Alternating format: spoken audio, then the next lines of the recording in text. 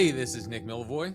And this is Jason Shadrick. And this is the 100 Guitarist podcast, where each week we're talking about one of the 100 guitar players we think you should know. Woo! For this very special episode, Jason has on his Hawaiian shirt. Vacation Jason here is ready to rock. That's right. But we've already covered the Ventures. We've already covered. I should have won this for the Ventures our summertime episodes. But I appreciate you keeping that spirit alive, man. And I got Dolly. Perfect. Dolly shirt on. So today we're talking about Peter Frampton. That's right. One of the biggest rock stars of the 70s. I don't think that's hyperbole. No, I mean, think that's hyperbole. When one of the most enduring too, for that matter. He's still out jamming with still people. Ripping, man. Still ripping. Yeah. I did a clinic with him now almost 2 years ago now. And it was great. I'll tell you the story of how I got to play Phoenix. Oh, before we get to that, ooh, we will remind you that you can get at us, send us a message to 100 Guitarists. That's 100 Guitarists at premierguitar.com. You can send us a text or leave us a voicemail, 319-423-9734. Yes. And today's episode is sponsored by LR Bags. And we're going to tell you about two things from LR Bags. First thing I'm going to tell you about is the Align Series pedals. It's a series of pedals that are designed specifically for acoustic musicians. They integrate studio processing tools, a high-fidelity preamp with foundational tone-shaping EQ, the proprietary acoustic reverb, and the most pristine, all-discrete active DI they have ever engineered. The pedal series expands your tonal palette with a vast range of control that's uniquely tailored to complement and enrich the voice of your acoustic instruments. You got an equalizer, active DI, a chorus pedal, delay pedal, reverb pedal, and a compressor EQ pedal. So head on over to lrbags.com and check out the Align Series pedals. But wait, there's more. Oh, I want to tell you about the AEG1. If you've been a faithful listener to the 100 Guitars podcast, you've already heard us talk about the AEG1 guitar. Mm-hmm. But we'd like to remind you that LR Baggs' founder is master luthier Lloyd Baggs, who began his guitar journey as a guitar maker, creating instruments for artists such as Ry Cooder, Jackson Browne, Graham Nash, and Janis Ian. And his deep respect for the guitar evolved into a quest to faithfully amplify his own instruments for live performance. After years of studying the physics of acoustic instruments and pioneering advancements in pickups and electronics, the AEG1 is the realization of everything that Lloyd Baggs learned about acoustic sound and amplification. Okay? It's the culmination of a lifetime dedicated to high-performance acoustic amplification. I believe Jason has played an AEG1. Yes. Mm-hmm. Feels great. There was one in the office, if I remember. For a minute there was one for a while when we were reviewing it. Felt good. Is louder than I thought guitars like that might be, which was a good thing. But those guitars are designed to be plugged in and rock the stage. So yeah, it felt good and it looked good. So check out the LR Baggs AEG1. Tell them we send you. All right, Nick. What were you doing when you were 18 years old? What was I doing Where were when I was you in your 18 guitar years journey at 18? In my guitar journey, where was I in my guitar journey? I was learning about avant-garde jazz. Of course you were. Of course. Actually, I was probably more trying to learn about straight ahead jazz and ultimately failing. At 18, one Peter Frampton was forming Humble Pie. He sure was. Him and Steve Marriott of the Small Faces get together. Yes, and today's topic is Peter Frampton, but they got together. They formed Humble Pie. I was a late comer to Humble Pie. I didn't fully appreciate. I knew of Peter Frampton's playing; he was an incredible player, but I knew all the kind of the more pop rock stuff that really made him famous in the 70s. Yeah. I didn't quite dig into his era of Humble Pie until I think a publicist sent me when the box set of the Rock and the Fillmore record came out. It was like a 6 disc thing. Good. Yeah. I was like, holy cow. That's a band, man. pretty is pretty a badass. ripping like 70s classic rock band. I mean, Is it your favorite thing Frampton ever did? I think so. Oh, I think okay. so. Cool. I interviewed him at a guitar camp about 3 years ago, and we talked a bit about Humble Pie, and it was super nice to hear his perspective all these years later. But really, the stuff I also kind of like from him is when he plays like instrumental music and he's playing the vocal melody on guitar.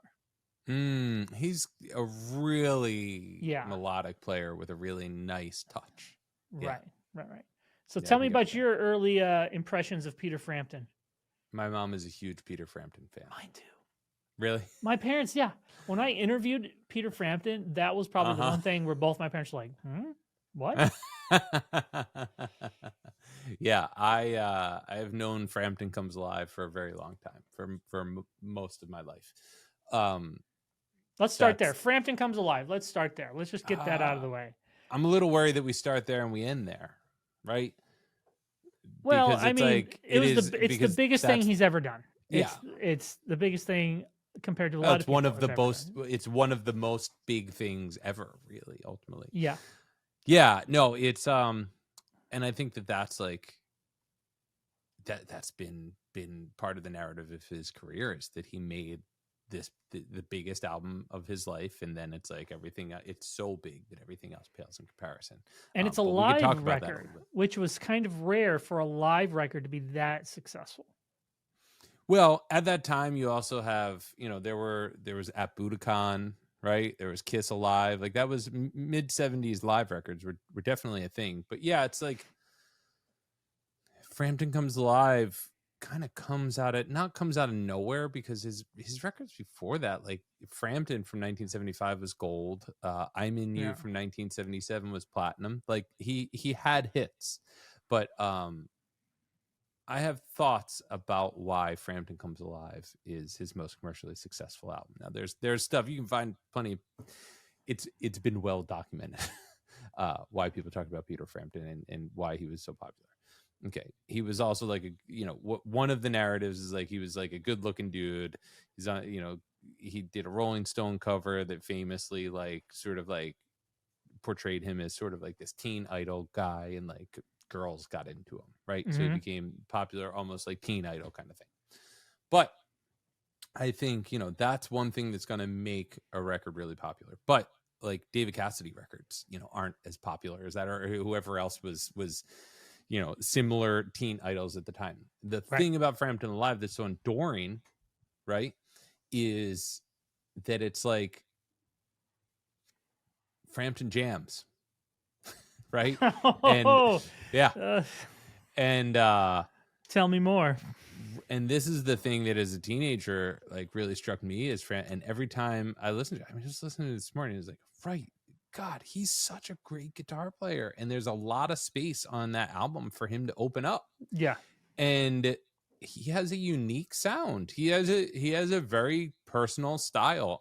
We can dig into that in a minute, but like I think that ultimately, comparing stuff that's on Frampton Comes Alive to the studio versions of those tracks, nothing against studio versions. I like that stuff. I think that they sound cool. The records are good. They're well produced, but they almost like don't capture the musicianship, right? No. I think Peter was a great songwriter, but the musicianship that's what's on display on Frampton Comes Alive. Yeah, I heard that more in Humble Pie too. Oh, yeah, definitely. And then I think when he left Humble Pie, I don't know if he wanted to do this or what, but he just kind of became more of, I mean, really it was a pop music of the day, guitar-driven singer-songwriter pop music with a bit of a rock edge to it. And somebody told me, and this could be just half-ass internet research, but that one of the things that really kicked off that "Do You Feel Like We Do" track is because the radio DJs played at the end of the hour so they could go to the bathroom and didn't have to like I've heard that too, run to the bathroom. You know what I mean? Sure. It could be, sure. If that's, chalked up that success. I mean, also another hot take, I think the "Do You Feel Like We Do" solo is better than the Freebird solo. For long 70s stuff. I mean, it's definitely more musical. It's not more, just it's repeater more lick interesting. after repeater lick after repeater lick after repeater lick. Yep. Yeah. I No, mean, absolutely. come on. And he does the arc of that whole, the arc of the band, the way they Yep. construct the whole thing. And no, it's great. He's amazing. And all right, so let's talk about the Talkbox. Yes. Like, which is probably one of the first times people in a hugely commercial way heard the Talkbox was probably on that, right? Absolutely, yeah. And that was, and it's also like, even if you compare to how other people in the 70s used the Talkbox, like he did it better. He did it cooler. Like Joe Perry used the Talkbox just fine. That's Joe Walsh. Joe Walsh uses just fine. But Peter being up there and they break it down, he goes, do you feel like we do? Right? It's like, that's awesome. I listened to an interview where he was talking about it. He's like, it's a little bit of comedy. It lightens it up. People love it. And it's like, dude, in our Buddy Guy episode, we were talking about, how he's a showman, right? Frampton, that's part of the show. He's keeping people engaged. I wonder if there was ever a point. I mean, I don't think any artist regrets having a hit that they have to play night after night after night for the rest of their life, because that sustains a career. Yeah. But if it's like, man, could I have just done that song without the Talkbox? Man. If it would have just been 20%, I was like, I would have traded 20% less success off of that album if I didn't have to drag a Talkbox around to every gig for the rest of my life. I mean, yeah, sure, maybe. Peter seems pretty light. I mean, you hung out with him. I did not, but he seems pretty. He seems like he keeps a nice, positive mental attitude about things. And did we not see him? Did we not see him together at NAMM? I wish we did. That would have been awesome. No. Well, I know because one of the last, I can't remember if it was the most recent NAMM or the one before. He was at the Martin booth. I guess that was the most recent one. You were at the one before. Okay, so yeah, he was at the most recent Martin thing. I think they were talking about maybe bringing back the Martin signature Frampton's Camel acoustic guitar, which would be killer. But he also had a very iconic guitar that had a hell of a story. It's the guitar from the cover of Frampton Comes Alive. Black Les Paul. There's a documentary about it on YouTube. I think Gibson made a documentary about it. And it's a 54 black Gibson Les Paul custom is what it was. At some point he lost this guitar during travels. And a number of years later, it came back into his possession. And he still has it. Do you remember how it left his possession? I was going to leave the details to the documentary, but what was the hook as to how they? I don't know. I can't remember off the top of my head. Oh, that's right. Yes, it was in a plane crash, which is insane, right? He wasn't on the plane. No, right? He wasn't on the plane. Yeah, he wasn't on the plane. Their gear plane went down, and he thought it was gone. Like it somehow it turned up. I can tell you now, I have firsthand knowledge, that guitar for the most part is on the no-fly list. What do you mean? Oh, yeah, right. Exactly. So when I did that clinic with Peter in Vegas for Joe Satriani's camp, I remember meeting with his tech beforehand. And I said, oh man, this is in Vegas. Peter lives in Nashville. You guys certainly didn't bring Phoenix. And the tech looks at me and he looks down at this nondescript case. He goes, yeah, it's right there. And I'm like, what? He goes, they hired somebody to drive that guitar from Nashville to Phoenix. Oh my God. Or to Vegas. And I got to hold it and play it. And it was incredible. I mean, it felt like an old Les Paul. You know what I mean? Like, to me, it felt like a really good vintage Les Paul. And I had never, and when we started the clinic, Peter and I were out there on stage and we were talking, and Peter did not have a guitar in his hand. And I remember maybe the second or third question, I said, hey, would you mind playing something for us? And he said, sure. Yeah, let me just have him bring out a guitar. and the tech walks out with the guitar, and the guitar got a standing ovation. Like, it was crazy. That's right? awesome. It was crazy. I think it's on YouTube, that clinic we did together, but That's really cool. clips for sure. But yeah, that was, I mean, it was insane. Like how important that guitar was. I mean, you think how many people had a poster of that guitar on their wall in the 70s? I mean, my parents probably did. I mean, and now I just sent my parents like a picture of me holding that guitar and like, oh, what's that? Because they're not guitar players. They didn't put two and two together. And then I just sent them the picture of the album cover. I go, it's that guitar, and they're like, what? Yeah, dude, that is very cool. That was crazy. So, how would you describe Peter Frampton's guitar playing? Melodic rock. I mean, it never after Humble Pie. I think Humble Pie was probably the most in your face guitar playing of his career. I think would be safe to say. Yeah, I think that's safe. And then during the solo years, basically for almost the entire time of his solo career, it just kind of struck me as like really good, album oriented rock with guitar solos. Nothing got too heavy. A lot of acoustic singer-songwritery stuff like Show Me the Way. I mean, I didn't really get an appreciation for that song until High Fidelity. Oh. Remember that? I don't remember how that song features in High Fidelity. Oh, yeah.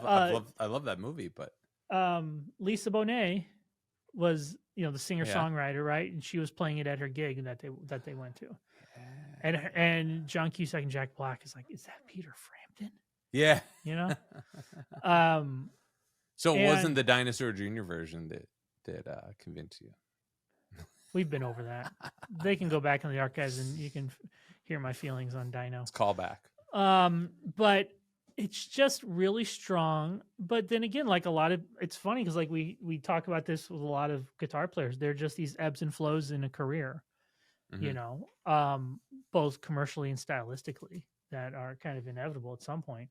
But I really like his late era instrumental stuff where he's playing Black Hole Sun. Yeah. He does a cool Black Hole Sun. Right. With he's a great guitar player. He is, and I think, sadly he has this IBM, this muscle disorder. Yeah. So, and he's been very open about it. He can't move around the guitar with the precision and authority that he used to. However, I think he's embracing it in a way that's making him play more lyrical and more melodic. Which is interesting. He's already a very lyrical, melodic player, but I agree. Yeah. Yeah. Because when we saw him play, he played Do You Feel Like We Do? He played one other song I can't remember from, maybe he played Do You Feel Like I Do? And then he played Black Hole Sun with the house band. House band was Kenny Aronoff and Brian Beller and Ray Thistlethwaite from Satriani's band. I mean, pretty solid. Right? It was totally solid. And hearing him on those melodies and taking over the vocal part on that, like I feel like he's kind of found this new niche, almost in a way that I feel like Paul Gilbert has lately too. Because Paul Gilbert has just become like, he's like, cool, I've done the shred thing, that's all well and good, but now I'm gonna play slide guitar. Yeah. And I'm gonna make it sound I mean, bit of a tangent, but it's like hearing Paul Gilbert play slide to mimic every ad lib from Van Halen 2 is one of my favorite memories. And it's a similar thing with Peter, is that he is kind of growing into this different type of player. He's focusing on a different part of his artistry that he's now forced to. Yeah. Where before it was that he could always kind of step on the gas and be rock guitar player Peter Frampton. But now that gear isn't available to him anymore, he's able to explore different ways to express himself. And, at first he was going to retire. I remember when he came through town as like the retirement tour. Right. And now I think he's growing more into that side of his playing. So he's like, I think he said this at the Martin thing I was at. It's like, let's just do this until I literally can't do this anymore. Like, why not? You know? Wow. Because it's not, because this it's a muscle disorder. So his, right. you know, his brain and knowledge and heart and everything else is still in it. He's just, his fingers aren't doing what his brain is telling him to do, you know? Yeah. So how many Peter Frampton posters are on your wall?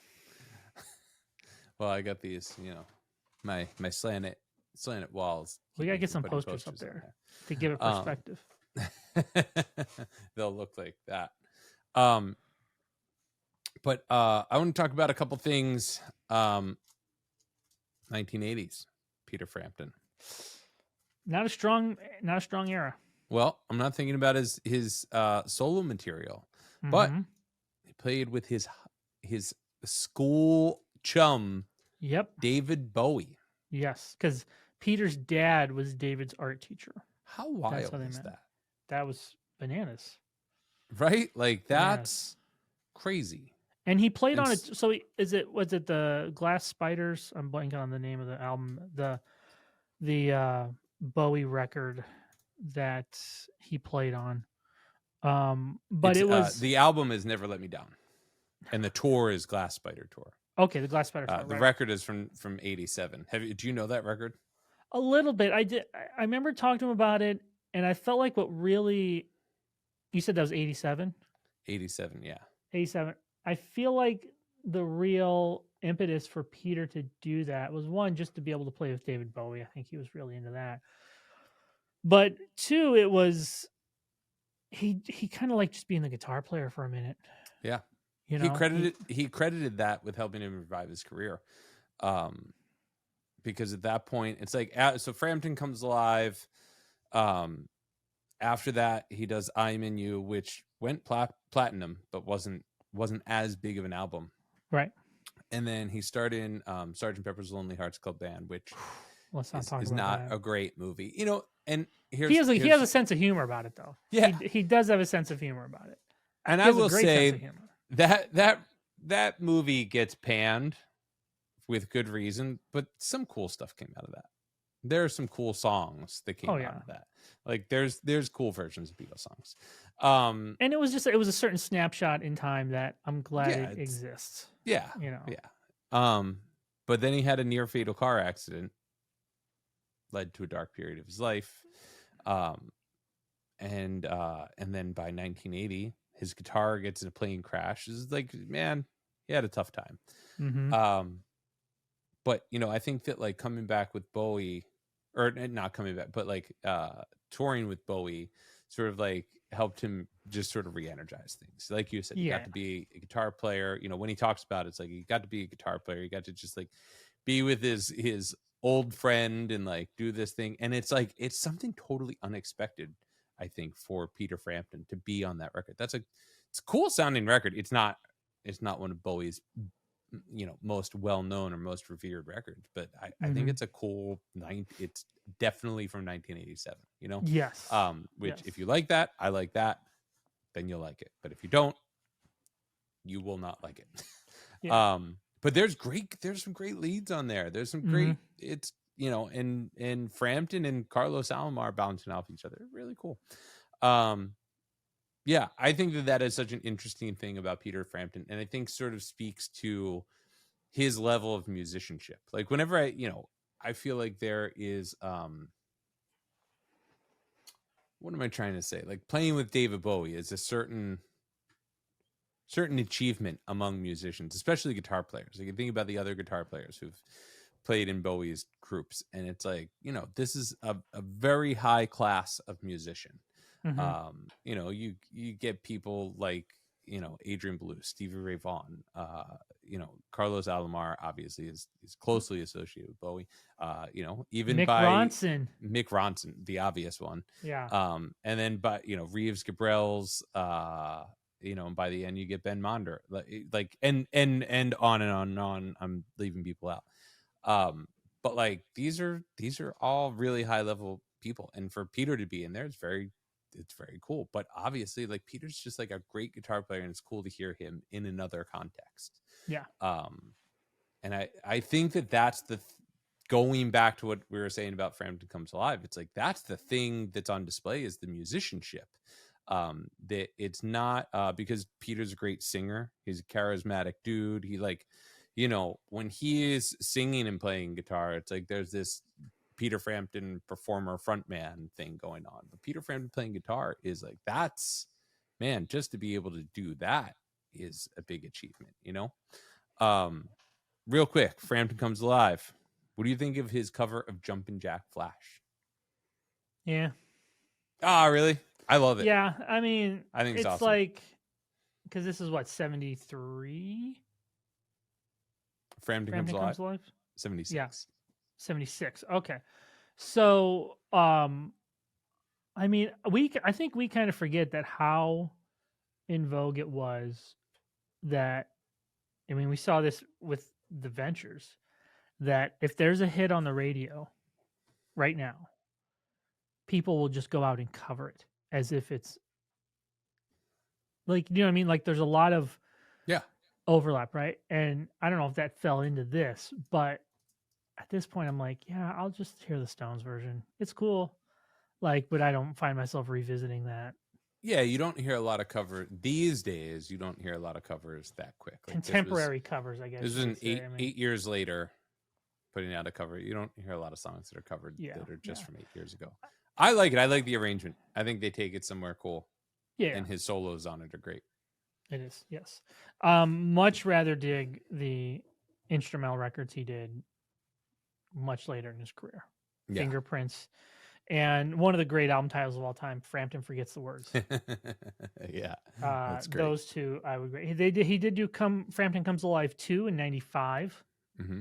I think that wasn't, let me check. Yep, that wasn't as successful as Frampton Comes Alive 1, but still pretty cool. He was inducted into the Musicians Hall of Fame. He also toured with Ringo Starr in the All-Star Band. Yeah. Yeah, they're buddies. Yeah.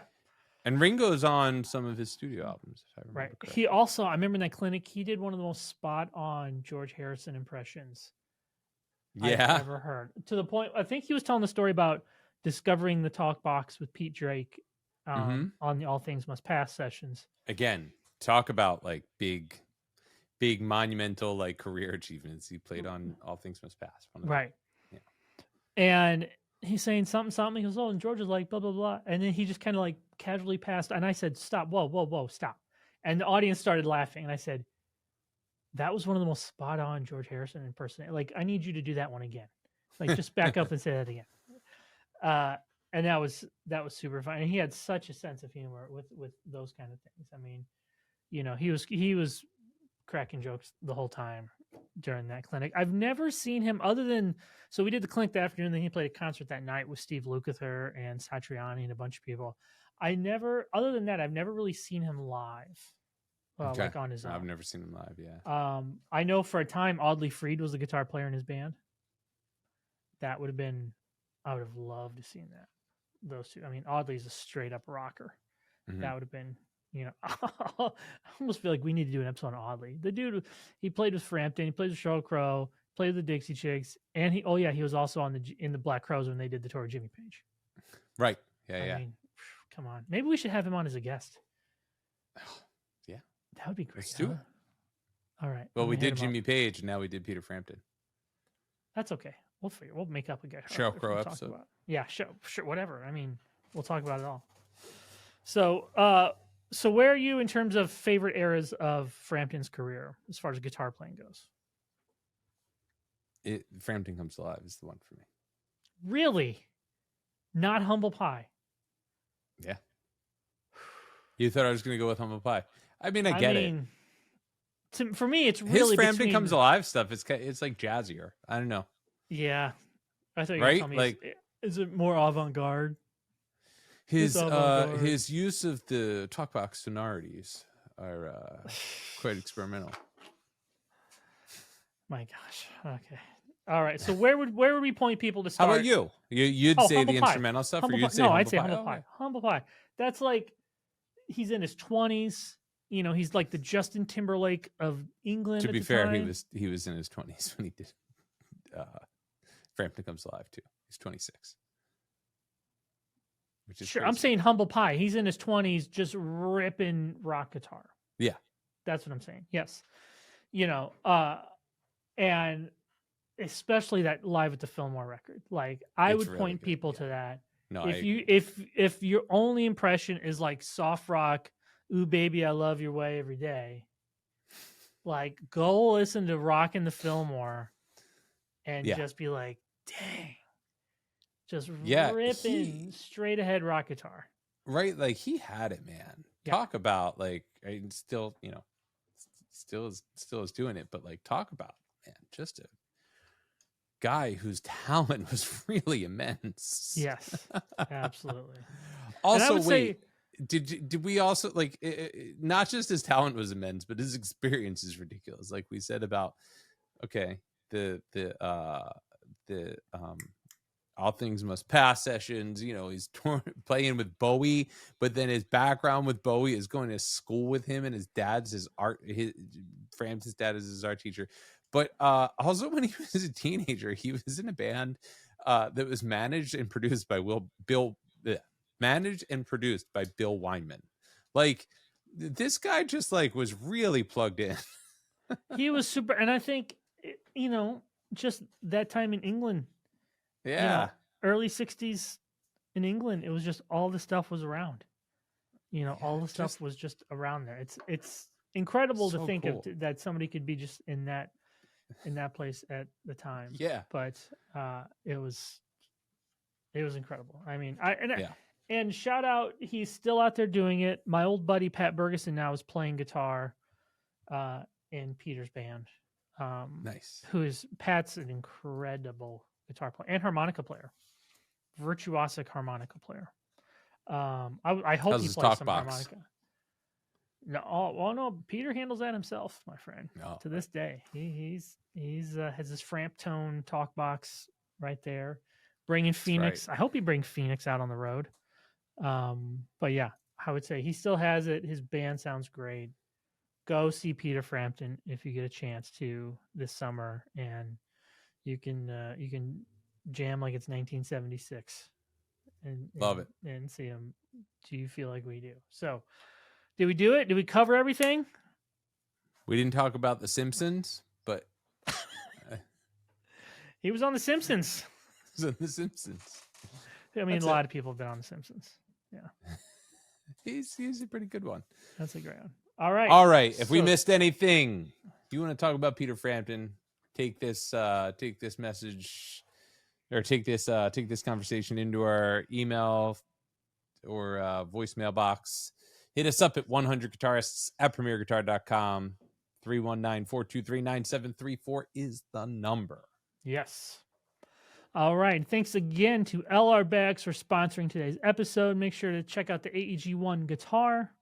Make sure to check out the Align Series pedals.